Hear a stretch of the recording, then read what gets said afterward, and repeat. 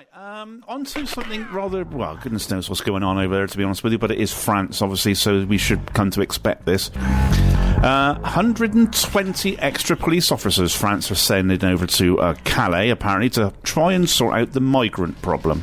To be honest, I don't know what the huge attraction of coming here is. Goodness knows, yeah, obviously the news, obviously that someone else has died, one of the other immigrants has died, obviously trying to get across here. That's 9 apparently since the end of June. We've actually been joined in the studio, Mr. Tony Gosling. Hello, sir. How are you? Oh, not too bad. Yeah. Got some pretty strong views on what's been happening in Calais, though, and also to really inform people. Everything that's going on in Kent now is really a knock-on effect from something that's been happening over the last couple of weeks, which is an industrial dispute. You may have seen flashes of it on your TV, which is basically French ferry workers used to work for something called MyFerryLink, who were piling up tyres, blocking roads. Yes. So this was the origin of the actual problem that we're dealing with now.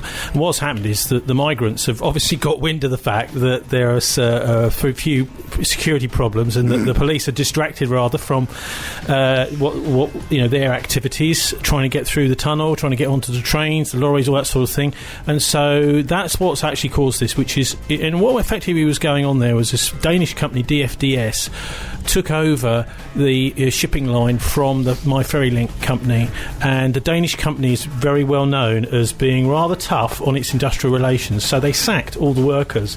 Now that's caused even more trouble. So actually this isn't really to do with the migrants, it's an industrial dispute, and it does annoy me a bit that to see that most of the news coverage is, oh, those dratted migrants, they're at it again. Okay, but they do seem to be trying to climb into lots of lorries for some reason. Yeah, to get here. Yeah. Why? Yeah, well, because they like it in Britain. Why? They think there's more work in Britain, and also less racism possibly over here. Well, the racism bit on the diversity bit, yeah, I will agree with. But with the actual sort of employment work stuff, it's kind of like the same as the rest of the EU. You need to be able to prove that you're employable.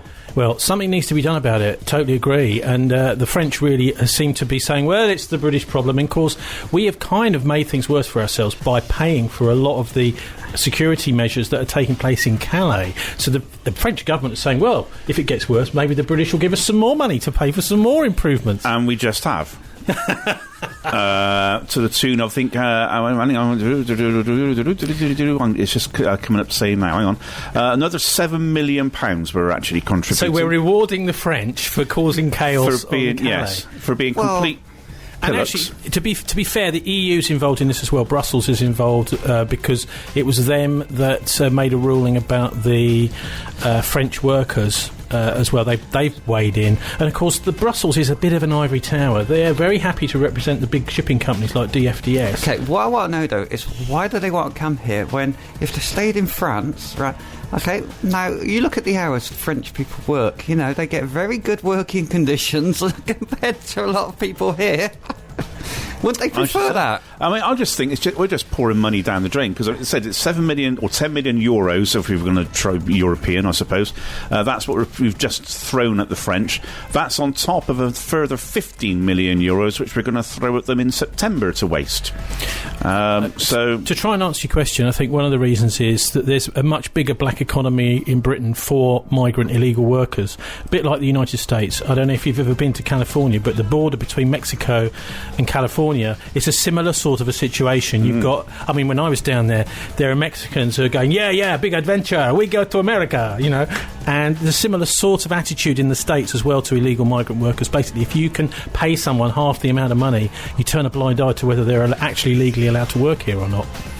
So that's the situation. Obviously, M20 again is also absolute chaos, because that's closed because of Operation Stack, where all the lorries are all basically just jammed up. And I know my daughter actually lives over in Kent, and she said it's just absolute complete chaos. With lorry park on a motorway. I know. So you know, what do other solutions? Maybe let's have a little think about that and play a tune. Flood the tunnel. There is a solution. It's very simple. You do a contraflow on the other side. They did it in 2005 for several weeks. Right. Absolutely no problem. You get the cars and the odd van and lorry going on the northbound carriageway, the M20. The whole of the southbound carriageway turns into a lorry park. But for some reason, Kent County Council or Department of Transport have decided, we can't do that this time, and that's made things much worse.